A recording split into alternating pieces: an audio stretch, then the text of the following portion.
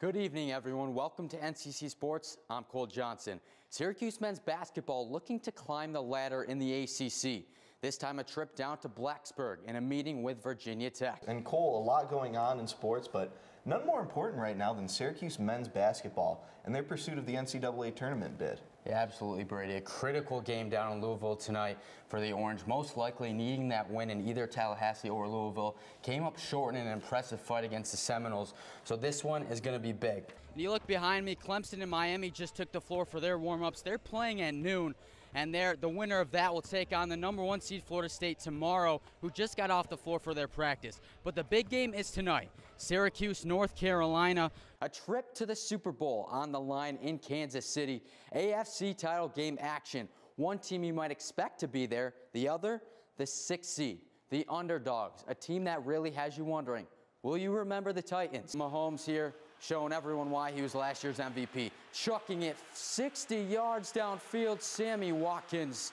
And he's going to keep on running to the Super Bowl. The Chiefs heading to their first Super Bowl in 50 years. That man, Todd Mulvaney, would redefine what family meant to a community. And he did it using this, a game of basketball that was clearly more than just a game. A state title later, and Mulvaney would take on the athletic director position. It was the day that sports stopped, when they locked all the doors to the gym and the ball stopped bouncing. That's when Newfield and Marathon's dreams at a state title stopped too.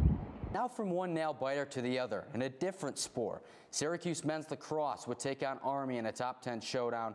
Army coming off a loss to Marist, while the Orange looking to maintain their early perfect record. Pre-game jitters, that's Drake Porter. The man can't stand still, like a kid waiting for a video game store to open. Where's Fortnite at? Army up 5-1 late in the second quarter. But it's Brendan Curry for Syracuse, the unassisted goal, giving the Orange some momentum in the halftime. Just minutes later, Emily Hershuk, part of the Do-It-Yourself program, coast to coast, and nets it. She must have borrowed whatever Chase Scanlon was having for dinner because she matched him with 7 goals. In dire need of a win, the Orange hungry for a win. And what better place to be hungry than at the KFC Yum Center down Interstate 71 in Louisville. But it was all Cardinals in the early going. Ryan McMahon with a deep 3. He would knock down 4 of the team's 10 triples on the night. Here's another one. Bam! In sports, Game 2 of the Fall Classic ended with a dominating 12-3 win by the Washington Nationals, who now take a 2-0 series lead. Now they head back to home to Washington for Game 3 on Friday night. The 3-0 Syracuse men face off again on Friday in the Dome versus Hobart, but they're not the only nationally ranked team at Syracuse. The women's lacrosse team, ranked 4th in the nation, took their 4-1 record into Monday in a matchup with the Colgate Red Raiders. Good evening and welcome to NCC Sports. I'm Cole Johnson. We have a ton on the plate for you, on tap for you today, as many local teams got their game faces on. We have our game faces on here too, as high school hoops is in their final stretch, and there's a big addition to Syracuse hoops as well. That's right, Michelle. There are some things that people take for granted. For Jacob Falk of the Syracuse men's lacrosse team, he's taken one big misfortune and turned it into a whole lot of positive. Most importantly, a relationship with a very special someone. The women's basketball team also needing a big-time win. They too are sitting on the edge of an NCAA tournament bid with a 15-11 mark. This past week, Orange Nation was blessed with a verbal commitment from a 5-star player. This guy right here, Dior Johnson. Johnson is a sophomore set to graduate with the 2022 class, rated at 13 in the ESPN Top 25.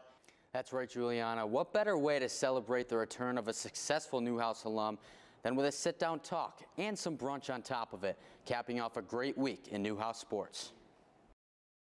One kid, one name that stands out. Jeremiah Sparks. That name just pops like no other. Oh, is that pretty? And in a small town, a name like that echoes. He's the guy that's showing up, taking pictures and going to basketball practices for the 2nd and 3rd grade CCYO Instructional League teams. To them, he was LeBron James. Jordan Elbridge, where the foundation of Sparks' legacy took off as an athlete. Former students and current students, they were like, wait till you see Jeremiah Sparks. I'm like, I don't even know who he is. Who are you even talking about? He was all hype in my head. I was like, he can't be that good. Until obviously I watched him play football and I was like, he's going to be that good. standout football player, a 1,000-point scorer. He seemed to have it all. But there was another layer beneath all the glamour. As a young kid, I didn't want to favor a parent. It was like, you know how parents are when they have a kid and they're not together and they both want part of them. It's hard to balance it. Dad wasn't around much. I didn't really see him at a young age. He was in and out of jail, so didn't really have a relationship with him. Moved back with my mom because more complications with my dad, and just sucked to keep moving. Sparks bounced around. No stable place to live. I know when he came back to Jordan Elbridge that he was sleeping on people's couches and floors. He had every excuse and he never used those excuses. There was never a crutch there with the obstacles. Sparks' journey began here in Central New York before bouncing down south, only to come back here to Jordan Elbridge Central Schools, where he tugged at a lot of hearts before he left and landed here to Oswego. Basketball was somewhere I could always ease my mind, let everything go and just play.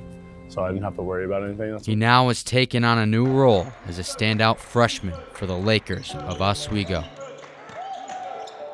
Just a great kid who's defied all odds.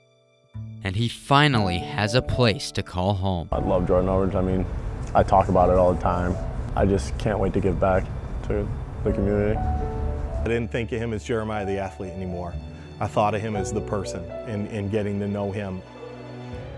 He's a star in terms of the light he shines. And I think no matter where he goes, that star shines that light. He makes his mark on everyone around him. You know who he was or who he is.